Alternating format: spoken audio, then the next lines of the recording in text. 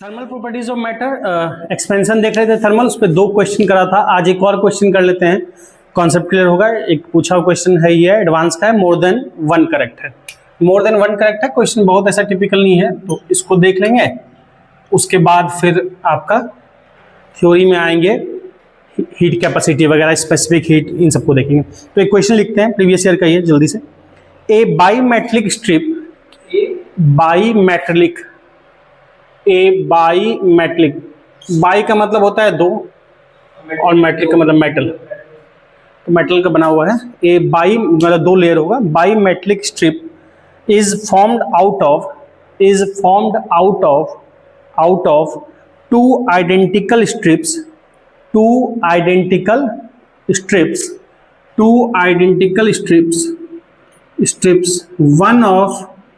one of copper, 2 identical strips, one of copper and the other of brass, one of copper and the other of brass। तो 2 तरह का है, एक copper एक brass, other of brass, full stop. The coefficient of linear expansion of 2 metals are, the coefficient of linear expansion of 2 metals are, the coefficient of linear expansion of 2 metals are alpha C and alpha B।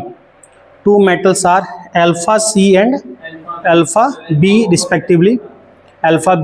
respectively, ठीक। On heating the temperature of the strip, the temperature of the strip goes up by brass, ऐसा लिख लो जैसा लिखना है, ठीक है। goes up by brass, capital B कर लेते हैं, चलो। goes up by delta T degree Celsius. Temperature कितना राइज किया, तो delta T degree Celsius. goes up by delta T degree Celsius, ठीक, फुल स्टॉप। या डेल्टा टी करो ना सीधा, डिग्री चेंज डेल्टा टी है, चाहे सेल्सियस हो चाहे केल्विन, चेंज तो चेंज ही होता है। goes up by delta T, full stop. Delta T and the strip bends to form an arc, and the strip bend के हुआ to form an arc, curve बन गया arc of radius of curvature, उस curve की arc, यानी उस arc की या उस कर्व की जो रेडियस है, radius of curvature capital R, radius of curvature capital R, ठीक है, capital R. Then capital are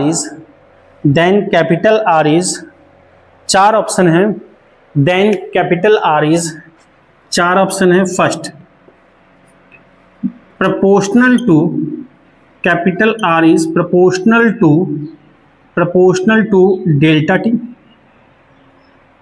second option है इनवर्सली प्रोपोर्शनल, मतलब directly proportional, inversely proportional to delta T. Inversely का मतलब ये होता है 1/t। इनवर्सली लिख दिया तो फिर से 1/डेल्टा टी करने की जरूरत नहीं है, तो वो फिर सीधा हो जाएगा, बात समझ रहे हो। Inversely proportional to delta T, ठीक। उसी तरह से थर्ड ऑप्शन है प्रोपोर्शनल टू, मुझे पता नहीं कौन बड़ा कौन छोटा है, तो alpha B minus alpha C का मॉड।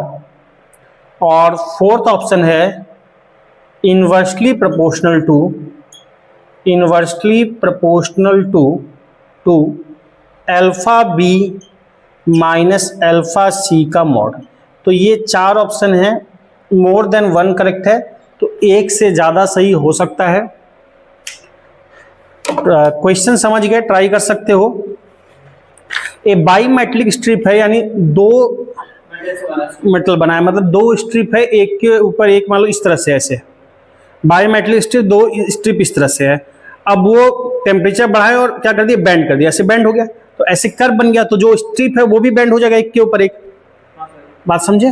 तो ये बताना, ट्राई कर सकोगे क्या 1-2 मिनट का, ऐसे क्वेश्चन अच्छा है, होता है, ठीक है, नहीं तो कोई बात नहीं।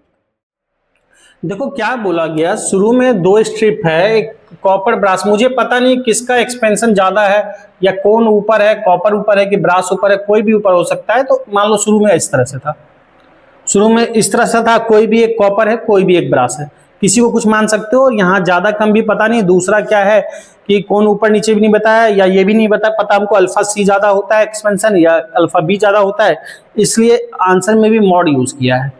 कौन ज्यादा कौन कम फर्क नहीं पड़ता, किसी को कुछ भी मान लो। मान लो इसको मान लिए ये सी है, इसका कोफिशिएंट अल्फा सी है, इसका कोफिशिएंट अल्फा बी है, ब्रास। उल्टा भी मान सकते, कोई दिक्कत नहीं है। इसको गर्म किया, टेम्परेचर डेल्टा टी बढ़ाया और क्या कर दिया, बैंड कर दिया। तो बैंड होके ये कैसा हो गया, कुछ इस तरह से हो गया, आर्क बन गया।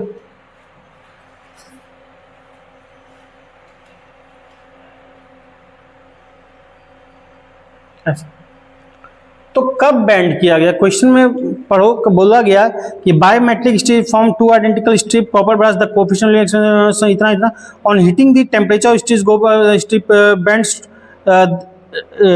To form an arc of radius of curvature R. तो रेडियस ऑफ कर्वेचर कितना है, कैपिटल आर। तो रेडियस ऑफ कर्वेचर समझो कि ये दो लेयर हो गया, इन्हीं दो पे दोनों बराबरी से दिखाना होगा थोड़ा सा। तो ये अल्फा सी वाला माने थे, ये बी माने थे, तो ठीक है जो भी ऐसा कुछ है। ये कर्व कहीं पूरा होगा, पार्ट होगा, ये रेडियस ऑफ कर्वेचर, ये थीटा है। रेडियस ऑफ कर्वेचर कितना दे रखा है, कैपिटल आर। ये इसी लाइन में ऐसे देखो, ये मान लो ओ मान लो सेंटर, ये मान लो कैपिटल आर, ठीक। अब हीट के कारण क्या हुआ, एक्सपेंशन हुआ। तो हीट के कारण जो टोटल एक्सपेंशन हुआ, तो टोटल एक्सपेंशन मान लो ये आर था पहले, एक्सपेंशन हुआ ये, तो कितना एक्सपेंशन हो गया, मान लो डी हुआ, एक्सपेंड हो गया, जो डायमेंशन बढ़ेगा। तो डायमेंशन कैसे बढ़ेगा, कर्व में ही बढ़ेगा, कर्व में ही बढ़ेगा। कितना बढ़ेगा, तो हमने बोला ये पहले मान लो आर हुआ करता था, अब क्या हो गया, आर प्लस डी हो गया। हमको चूंकि रेडियस ऑफ कर्वेचर बात करना है, पहले तो हम बेसिक सा करते हैं कि जो ब्रास की नई लेंथ और कॉपर की नई लेंथ, मान लो ब्रास की नई लेंथ हम LB से लिख रहे हैं ब्रास को, तो LB है इक्वल टू L0। शुरुआत में दोनों की लेंथ क्या है, बराबर है, शुरू में ऐसे है, फिर बैंड किया तो चेंज आ गया, एक्सपेंशन हुआ, ये हुआ। तो शुरू में दोनों बराबर है, तो इसकी लेंथ क्या लिखे, L0। 1 प्लस क्या होता है, अल्फा डेल टी, तो अल्फा ब्रास और टेम्परेचर राइज डेल टी का किए दोनों में, ये लिखेंगे। उसी तरह से कॉपर के लिए LC, इनिशियल लेंथ L0 है, 1 plus alpha C into del T, ये तो हो गया। तो हमारा काम यहाँ हो गया, लेकिन चूंकि कर्व में डील करना है, तो कर्व के लिए डील करने के लिए हम क्या कर सकते हैं, हमको एक बात पता है, एंगल इक्वल टू क्या होता है, arc upon radius. Theta equal to होता है L by R, arc upon radius. तो L इक्वल टू क्या होगा, R इंटू थीटा। तो ब्रास की लेंथ समझना और कॉपर की लेंथ, तो थीटा एंगल, एंगल तो दोनों के लिए, चाहे कॉपर देखेंगे चाहे ब्रास के लिए, सेंटर पे एंगल तो दोनों का थीटा ही है। तो R L equal to R into theta होगा, दोनों के लिए थीटा सेम है। आर में अंतर है, अगर मैं कॉपर देख रहा हूं उसके लिए आर है, मान लो नीचे हम कॉपर माने हैं तो आर है, नीचे ब्रास मानोगे तो उसके लिए आर हो जाएगा। नीचे कॉपर है, आर है, और ब्रास के लिए कितना हो गया, आर प्लस टी, क्योंकि दोनों का एक्सपेंशन अलग अलग होगा, सेम नहीं होगा।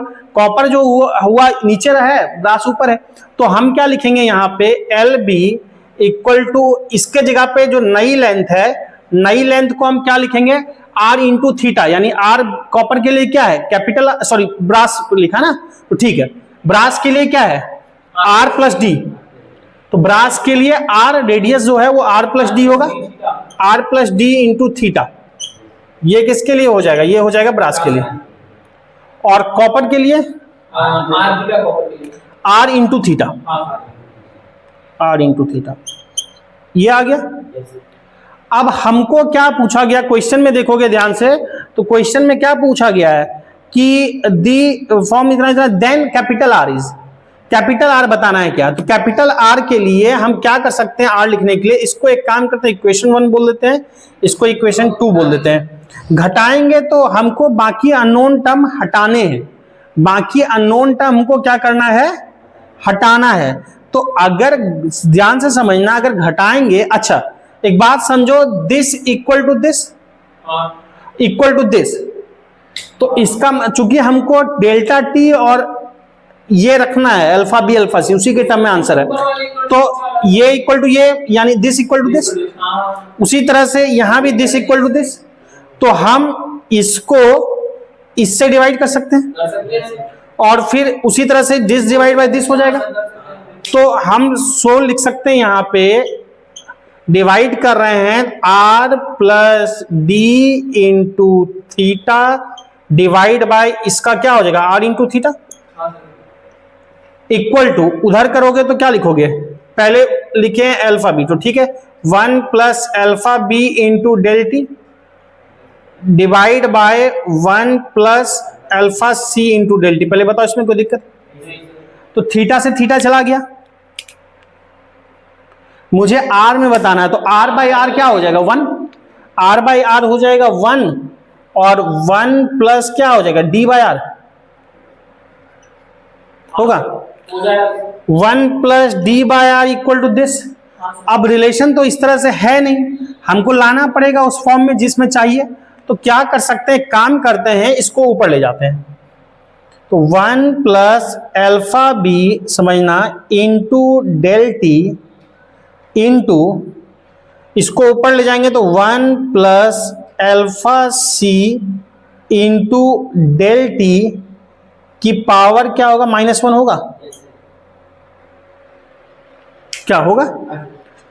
अब देखो इसको कैसे सॉल्व कर सकते हैं, मल्टीप्लाई कर सकते हैं, तो याद होगा जब मैथमेटिकल टूल्स बताया था तो बाइनोमियल एक्सपेंशन बताया था, तो बाइनोमियल एक्सपेंशन बताया था, बाइनोमियल एक्सपेंशन में 2 था, एक a plus x to the power n basic और एक था 1 plus x to the power n। तो यहां देखोगे इसका एक्सपेंशन देखेंगे, ये 1 है प्लस x के जगह पे ये लिखा है टू द पावर n के जगह लिखा है -1।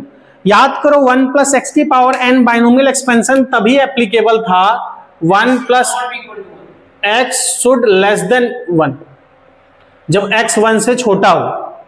यहां पे ध्यान दो, alpha C into delta T, याद करो हमने कल बताया भी था अल्फा की वैल्यू क्या होती है, बहुत छोटी, 10 की पावर -5 -6 इस ऑर्डर में होती है, तो 10 की पावर अगर -5 ऐसा कुछ है तो ये वैल्यू क्या होगा, बहुत छोटा होगा, तो बहुत छोटा होगा यानी x से छोटा होगा, 1 से छोटा होगा, क्योंकि 10 की पावर -5 मान लो तो this by 10 to the power 5, 10 to the power 5 से डिवाइड करेंगे 1 से छोटा हो जाएगा, यानी x 1 से छोटा है, तो हम बाइनोमियल एक्सपेंशन लगा सकते हैं।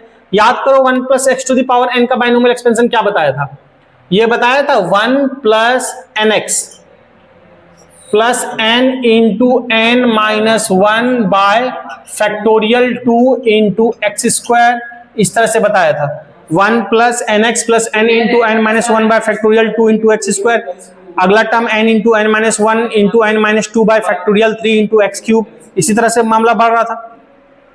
तो जब हम लिखते हैं, इसको एक्सपेंड करते हैं binomial expansion 1 plus x to the power n, तो जरा बताना हमको क्या लिखा हुआ है, उधर लिखा है LHS में 1 प्लस बी बाय आर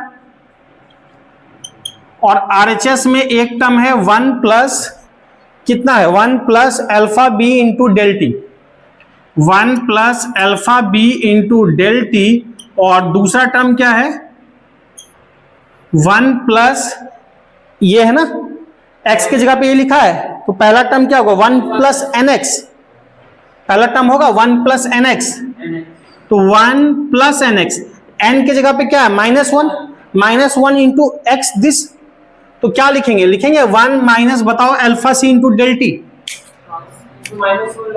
हाँ -1 तो माइनस मल्टीप्लाई करके ही माइनस आया ना। इसको अगर लिखते हैं 1 प्लस nx, तो n के जगह पे -1 इंटू दिस, तो ये हो जाएगा minus alpha C del T. फिर अगला टर्म लिखोगे x का स्क्वायर, x का स्क्वायर मतलब इसका स्क्वायर, अब ये वैल्यू तो ऑलरेडी छोटा होता है अल्फा सी की वजह से, 10 की पावर -5 ऐसा कुछ ऑर्डर है, उसका स्क्वायर करेंगे -10 होगा, बहुत छोटा होगा, तो एक्स स्क्वायर एक्स क्यूब आगे के पावर क्या कर सकते हैं, नेग्लेक्ट कर सकते हैं, तो केवल क्या बचेगा, इतना बचेगा। अब ये जब है 1 plus D by R, 1 plus D by R equal to, एक काम करते हैं मल्टीप्लाई करते हैं, इसको इससे मल्टीप्लाई करेंगे 1, अगला टर्म क्या आएगा minus alpha C del T, alpha C del T, फिर क्या आएगा plus alpha B del T, alpha बस तो अल्फा बी डेल टी।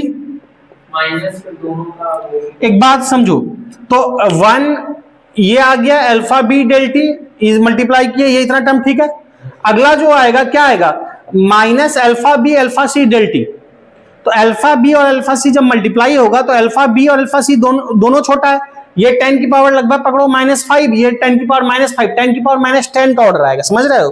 तो एक तरह से अल्फा का स्क्वायर वाली बात हो गई, बहुत छोटा हो जाएगा ना। 10 की पावर ये alpha be alpha C multiply करोगे तो ये बहुत छोटा होगा, 10 की पावर -5 लगभग -5 -10 हो जाएगा। तो इसलिए इसको क्या किया, नेग्लेक्ट कर दिया। तो ये बचा 1 और 1 दोनों साइड से चला जाएगा। तो D by R equal to कितना आया, दिस और दिस, अल्फा बी 1 1 चला जाएगा, दोनों में से अल्फा बी डेल्टा टी को कॉमन ले लेंगे तो आएगा अल्फा बी माइनस अल्फा सी, alpha B minus alpha C into डेल्टी। तो दोनों में याद करो तो आंसर क्या हो जाएगा, फर्स्ट एंड थर्ड। बहुत सुंदर। हुस्न आवाज में मत रहो, जल्दीबाजी में जरूर गलत करो। देखो क्या पूछा है क्वेश्चन, डी प्रोपोर्शनल टू, क्या आर प्रोपोर्शनल टू, तो आर नहीं है ना, आर उल्टा है, तो इसको क्या करना होगा उल्टा, तो R by D, R proportional to ना, तो इधर उल्टा किया तो उधर भी क्या हो जाएगा उल्टा। तो 1 बाय, अब हमको पता नहीं अल्फा बी बड़ा है कि अल्फा सी बड़ा है, तो अच्छा रहेगा कि मॉड यूज करें। तो alpha B minus alpha C का मॉड इंटू डेल टी होगा, क्योंकि हमसे आर पूछा है तो आर के लिए इसको क्या किया पलट दिए। तो R by D equal to this या आर इक्वल टू दिस, हमसे प्रोपोर्शनलिटी पूछा, इक्वल नहीं। तो प्रोपोर्शनलिटी क्या है, R inversely proportional to alpha B minus alpha C और R inversely proportional to del T. Second and fourth, हाँ, तो बात समझे। तो ये ऑप्शन हो गया सेकेंड फोर्थ। अब ये तो ठीक है, एडवांस का क्वेश्चन है। आप बोलोगे कि ऐसा नहीं पूछ सकता है, ऐसा कुछ नहीं है, एडवांस में पूछा, बहुत दिन पूछा हुआ हो गया, तो अब मेंस में पूछ सकता है। डायरेक्ट ये नहीं, पर इस तरह का जो हमने बाइनोमियल एक्सपेंशन किया, इस तरह का एक्सपेंशन का यूज करते हुए थर्मल का क्वेश्चन नीट में पूछ चुका है 2-3 साल पहले। नीट में जब इसका एप्लीकेशन पूछ चुका है तो जेईई में बिल्कुल पूछ सकता है मेंस, ठीक है। तो ये सब आना चाहिए, ऐसे कॉन्सेप्ट एक्सपेंशन, ठीक है। जो पार्ट किए नोट कर लो। अब आते हैं थ्योरी पे, कुछ जरूरी थ्योरी पे देखते हैं। एक टर्म है स्पेसिफिक हीट कैपेसिटी, इंपॉर्टेंट चीजें हैं ये देखते हैं। स्पेसिफिक हीट कैपेसिटी, ठीक है, क्या है कैसे, इसके लिए अलग अलग सिंबल यूज होता है, कहीं सी भी यूज करते हैं, कोई एस भी यूज करता है, तो अलग अलग बुक में अलग अलग मिल जाएगा। मैं सी ही ज़्यादा यूज करूंगा। तो स्पेसिफिक हीट कैपेसिटी क्या चीज़ है, सिंपल सा बात समझो, बहुत नॉर्मल चीज़ है।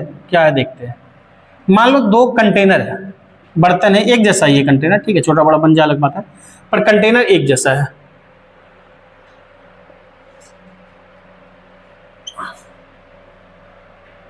ये 2 कंटेनर लिया, ठीक है ना। अब एक बात सिंपल सा बताओगे मुझे, ये 2 कंटेनर लिया, एक जैसा ही है सब, चारों को एक जैसा समझना, मतलब ये दोनों, ये और ये एक है, ये कंटेनर ए है, ये कंटेनर मान लो बी है, ये वही वाला कंटेनर है जो पहले था ए, और ये वही वाला कंटेनर जो पहले था बी।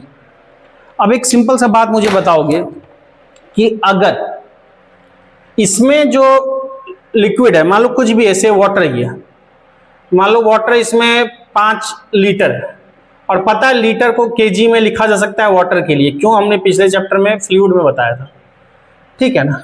और इसमें भी जो वाटर है वो उतना ही है, मटेरियल भी बर्तन का सेम है, सब कुछ सेम है, शेप भी बर्तन का सेम है, 5 केजी, ठीक। एक बात बताओ हमको, दोनों का इनिशियल टेम्परेचर, मान लो दोनों बर्तन का इनिशियल टेम्परेचर जो है TI मान लो कुछ है से 30 डिग्री सेल्सियस, ठीक। और इस वाले बर्तन का जो इनिशियल टेम्परेचर, बर्तन में पानी जो है उसका इनिशियल टेम्परेचर भी मान लो इसमें भी 30, ठीक। इसको बढ़ा के हमको ले जाना है 50 डिग्री सेल्सियस, और इसको बढ़ा के ले जाना है से मान लो कुछ 60 डिग्री सेल्सियस। एक बात बताओ, इसमें टेम्परेचर की डिफरेंस कितना है? 20 डिग्री सेल्सियस का डिफरेंस है। 20 डिग्री सेल्सियस हमको टेम्परेचर बढ़ाना है।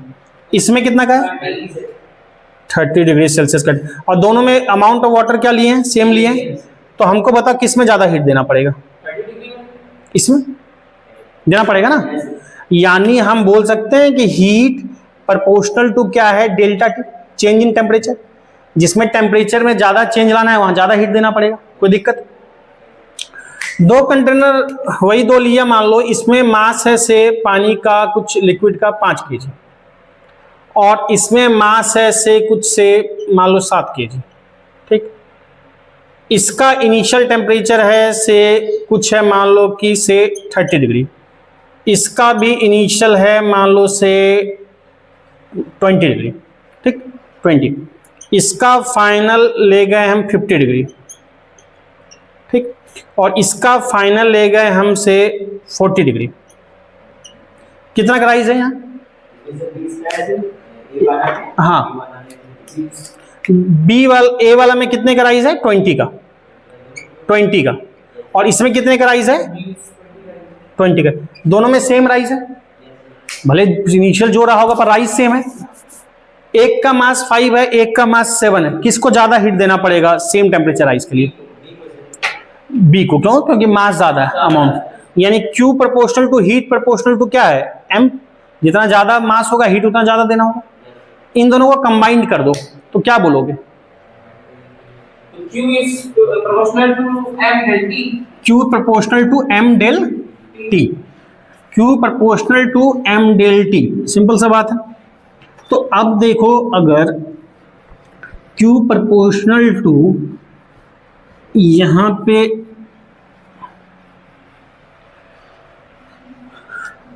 बोला जाएगा, देखो Q प्रोपोर्शनल टू, देखो सो Q प्रोपोर्शनल टू हम बोल सकते हैं M del T। प्रोपोर्शनलिटी हटाना है तो कोई कांस्टेंट लगाना पड़ेगा, वही कांस्टेंट यहाँ पे क्या है? C। तो Q equal to M into C into delta T. बात समझ में आ रहा है? इसकी बुक में C को S भी लिखा जाता है और डेल्टा टी के जगह पे डेल्टा थीटा भी लिखा जाता है। चेंज इन टेम्परेचर को थीटा से भी लिखते हैं, तो एक ही बात है, सिंबल जो यूज हो। C जो है यहाँ पे, C यहाँ पे कांस्टेंट किसका है? प्रोपोर्शनलिटी का। प्रोपोर्शनलिटी को हटाया, इक्वल किया, तो C है कांस्टेंट ऑफ प्रोपोर्शनलिटी, जिसको क्या कहते हैं? इसी को बोलते हैं कॉल्ड स्पेसिफिक हीट कैपेसिटी। रफली इसी को स्पेसिफिक हीट बोल देते हैं, पूरा नाम बोलते हैं तो स्पेसिफिक हीट कैपेसिटी। C को बोलते हैं स्पेसिफिक हीट कैपेसिटी। अब एक बात समझो, यहां से अगर मैं C लिखूंगा तो क्या लिखूंगा? Q by M delta T. Q by M delta T. अब देखो C को अगर डिफाइन करना है स्पेसिफिक हीट कैपेसिटी को, या स्पेसिफिक हीट भी बोलते हैं रफली, तो अगर डिफाइन करना हो तो किसी को डिफाइन करने का तरीका हमने बताया था कि डिनोमिनेटर को 1 कर दो, M को 1 कर दो, डेल्टा टी को 1 कर दो, तो C इक्वल टू Q बोलेंगे। देन हम बोल सकते हैं, अगर मान लो M को हमने 1 कर दिया और डेल्टा टी को 1 कर दिया, देन मैं बोल सकता हूँ C इक्वल टू Q। तो ये डिफाइन करने का तरीका होता है कि C को मैं इक्वल टू Q कह सकता हूं जब M 1 है, डेल T 1 है। तो डेफिनेशन आप अपने लैंग्वेज में लिख सकते हैं, कोई रटाया जरूरत नहीं है। तो स्पेसिफिक हीट क्या बोलेंगे? मे बी डिफाइंड एज क्या? हीट। किस चीज के लिए? रिक्वायर्ड क्या करने के लिए? टेम्परेचर बढ़ाने के लिए। कितना? 1 डिग्री। किसका? 1 मास का, यूनिट मास का। यानी यूनिट मास का टेम्परेचर यूनिट डिग्री 1 डिग्री बढ़ाने के लिए जितना हीट चाहिए होता है उसी को स्पेसिफिक हीट बोलते हैं। अब मान लो सिंपल सा बात समझो, 1 डिग्री जो यानी किसी का स्पेसिफिक हीट मान लो दिया है 10 जूल, समझना, किसी का स्पेसिफिक हीट दिया है 10 जूल, मतलब कि उसका 1 डिग्री 1 यूनिट का, या मान लो 1 kg का 1 डिग्री टेम्परेचर राइज के लिए 10 जूल चाहिए। स्पेसिफिक हीट का मतलब ये है। तो मैं पूछूंगा उसके 2 kg के लिए कितना चाहिए? 20 जूल चाहिए। या मैं बोलूंगा एक स्पेसिफिक हीट मतलब 10 जूल चाहिए, तो 1 का 1 राइज के लिए 10 जूल चाहिए। मैं बोलूंगा 1 का 2 डिग्री राइज कितना चाहिए, 20 जूल चाहिए। बात समझ रहे हो? तो स्पेसिफिक हीट ये है, ये लिख लिया तो मैं डेफिनेशन लिखा दूँ, लिख रहे हो? अच्छा नोट करो, ठीक है नोट करो फिर। तो इसका डेफिनेशन सिंपल सा लिख लो, स्पेसिफिक हीट लिख लो, अपने लैंग्वेज में लिख सकते हो, रटने की जरूरत नहीं है, लिखो। इट स्पेसिफिक हीट को लिख लो definition, it is the amount of heat, it is the amount of heat required to raise the temperature of amount of heat required to raise the temperature of किसका, unit mass का, of unit mass through unit degree. It is the amount of heat required to raise the temperature of unit mass through unit degree. Through unit degree. पहले बताओ clear है? अच्छा जल्दी से इसका unit वगैरह लिख लो, ऐसा यूनिट स्पेसिफिक हीट का। तो स्पेसिफिक हीट का ऐसा यूनिट क्या लिखेंगे जरा बताओ? क्यू, हीट जूल एनर्जी है, जूल मास का क्या होगा, केजी, जूल पर केजी, और टेम्परेचर का ऐसा ही होता है केल्विन, जूल पर केजी पर केल्विन। इसी का अदर यूनिट बोलेंगे तो सीजीएस में बोलेंगे तो क्या बोलेंगे, जूल की जगह क्या आता है, कैलोरी, जूल की जगह सीजीएस में कैलोरी, केजी की जगह पे ग्राम, और केल्विन की जगह पे डिग्री सेल्सियस, कैलोरी पर ग्राम पर डिग्री सेल्सियस। डायमेंशन बोलेंगे तो क्या बोलेंगे, जूल एनर्जी है ना, एनर्जी और वर्क सेम डायमेंशन होता है, क्या होता है, ml2T-2 T-2, मास का क्या होता है m, और डेल टी का टेम्परेचर का k होता है, तो m से m चला जाएगा, तो L2T-2 K -1 क्लियर है, या M0 भी लिख देते हैं जो नहीं है उसको। तो इतना क्लियर है, नोट कर लिया या कर रहे हो, इसको कर रहे हो, ठीक है। अभी देखो अगला, छोटे छोटे टर्म्स आते जाएंगे उनको देखते जाएंगे, फिर कैलोरीमेट्री पढ़ेंगे, उसके बाद कल की क्लास में मजा आएगा, इसमें क्वेश्चन बहुत अच्छे अच्छे बनते हैं, वो हम कल देखेंगे, लेटेंट हीट का कॉन्सेप्ट बताएंगे कल, और फिर इसमें न्यूमेरिकल करेंगे, बहुत अच्छे तरह के न्यूमेरिकल बनते हैं, इंटरेस्टिंग भी, कि इतने पानी में ये मिला दिया, तुम्हारा वाटर मिला दिया, स्टीम मिला दिया, वे इतने डिग्री पे क्या बनेगा, कितना पानी, कितना आइस, कितना ये, तो देखेंगे वो सब। अब छोटे छोटे से डेफिनेशन है, देखते चलते हैं। एक तो स्पेसिफिक हीट देख लिया, अब देखते हैं कि molar specific heat. Molar specific heat कुछ नहीं है, छोटा सा डेफिनेशन है ये सब। मोलर स्पेसिफिक हीट मतलब क्या हो गया, मास की जगह पे मोल आ जाएगा, मास की जगह पे क्या आ जाएगा, मोल आ जाएगा। C इक्वल टू क्या बोले थे, Q/m डेल टी, इसके जगह पे n आ जाएगा, n डेल टी। ठीक, डिफाइन करने का तरीका वही होगा, पहले m को 1 किए, डेल टी को 1 किए, अब क्या करेंगे, n को 1 करेंगे, डेल टी को 1 करेंगे, C इक्वल टू क्या बोलेंगे, Q, तो बोलेंगे it is the amount of heat, किस चीज के लिए, 1 मोल का टेम्परेचर बढ़ाने के लिए, कितना, यूनिट डिग्री। तो लिखना है तो लिख लो, it may be defined as amount of heat, may be defined as amount of heat required to raise the temperature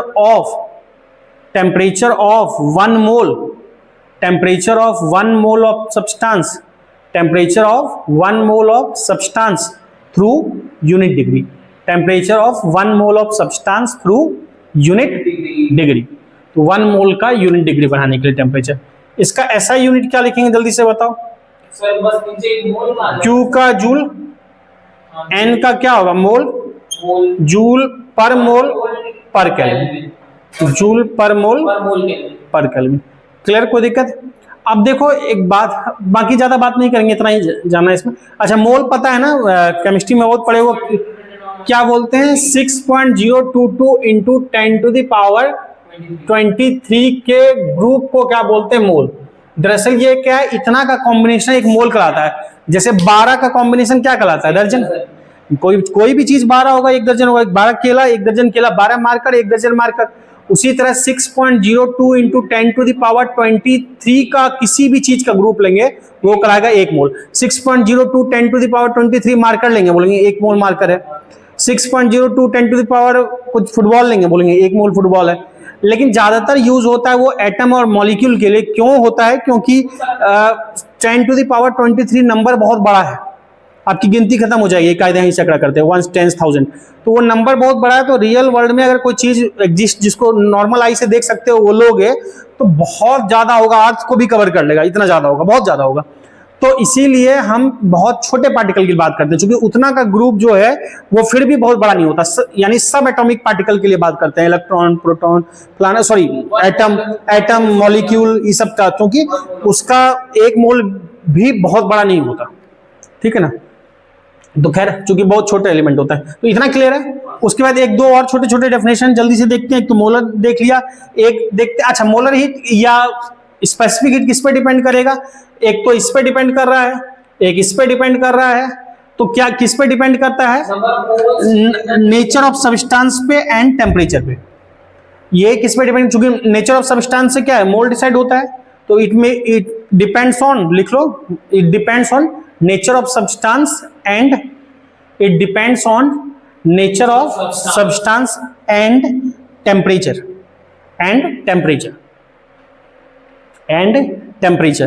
clear है। दो तीन चीजें और जल्दी से देखते हैं। एक देख लेते हैं वाटर इक्विवेलेंट। ये क्या टर्म है? Water equivalent. अच्छा, इससे पहले एक छोटा सा टर्म और देख लेते हैं, पहले हीट कैपेसिटी देख लेते हैं। एक छोटा सा टर्म है उसको देख लेते हैं। एक बोलते हैं हीट कैपेसिटी या थर्मल कैपेसिटी। एक छोटा सा टर्म है हीट कैपेसिटी या थर्मल कैपेसिटी। हीट कैपेसिटी या थर्मल कैपेसिटी।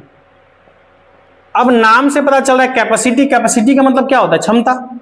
जैसे पानी की टंकी है, क्या बोलते हैं उसकी वाटर कैपेसिटी कितनी है, कितना पानी वो रख सकता है। 1000 लीटर की टंकी है, 500 लीटर की टंकी, जितना की टंकी है उतना पानी रख सकता है। उसी तरह हीट की कैपेसिटी, कोई ऑब्जेक्ट कितना हीट को एब्जॉर्ब कर सकता है। तो हीट कैपेसिटी क्या है, इसलिए हीट कैपेसिटी बोलते हैं इक्वल टू, हीट कैपेसिटी का फॉर्मूला जो बनता है equal to mass into specific heat. Mass into specific heat. Heat capacity बोलते हैं मास इनटू स्पेसिफिक हीट। क्यों? स्पेसिफिक हीट क्या होता है? यूनिट राइज के लिए, यूनिट डिग्री राइज के लिए, यूनिट सब्सटेंस का जो हीट चाहिए उसको बोलते हैं स्पेसिफिक हीट। यूनिट राइज के लिए इतना हीट चाहिए, 1 के लिए इतना चाहिए। तो जितना ज्यादा मास होगा हीट उतना ज्यादा ये कर सकेगा, उतना ज्यादा ऑब्जॉर्व कर सकेगा। तो यूनिट के लिए C चाहिए, तो गिवन मास के लिए क्या चाहिए? Into that mass. इसलिए इसका फॉर्मूला बना मास इनटू स्पेसिफिक हीट। समझ में आया? यूनिट मास के लिए इतना चाहिए, तो जितना ज्यादा मास होगा उतना ज्यादा ये कर पाएगा, एब्जॉर्ब कर पाएगा। तो इस 1 के लिए इतना चाहिए, तो गिवन मास के लिए कितना? तो इनटू m। तो यानी इसका क्या बनेगा फॉर्मूला? m into C। ठीक है। स्पेसिफिक हीट क्या बनेगा, सॉरी हीट कैपेसिटी या thermal capacity m into C। अगर लिखोगे तो C इक्वल टू क्या लिखा था? Q by m delta T। तो m से m कैंसिल, क्या हो गया? Q by del T। तो एक बात ध्यान देना, हीट कैपेसिटी में मास का टर्म नहीं है, कैंसिल हो गया। हीट कैपेसिटी मास का टर्म नहीं है, कैंसिल हो गया। यानी हीट कैपेसिटी किस पे डिपेंड कर रहा है? तुम्हारा Q into del T, Q by del T. Q का मतलब क्या है? ये यूनिट क्या है? जूल। और इसका यूनिट क्या है? केल्विन। और सीजीएस में बोलोगे, सीजीएस में क्या बोलोगे? कैलोरी पर ग्राम। यानी हम डिफाइन करेंगे हीट कैपेसिटी या थर्मल कैपेसिटी क्या? हीट कैपेसिटी में भी डिफाइंड एज क्या? यूनिट मास नहीं बोलेंगे, यूनिट टेम्परेचर राइज के लिए जितना हीट चाहिए किसी ऑब्जेक्ट का, उसको बोलते हैं उसका हीट कैपेसिटी। मतलब ये ऑब्जेक्ट पर डिपेंड करता है। इसकी हीट कैपेसिटी कुछ और होगी, इसकी हीट कैपेसिटी कुछ और होगी, इसकी हीट कैपेसिटी, तो इसकी हीट कैपेसिटी, इस ऑब्जेक्ट का हीट कैपेसिटी, इसका क्या डिपेंड करेगा कि इसका पर डिग्री टेम्परेचर राइज के लिए कितना हीट चाहिए। तो जल्दी से लिख लो definition. It may be defined as heat required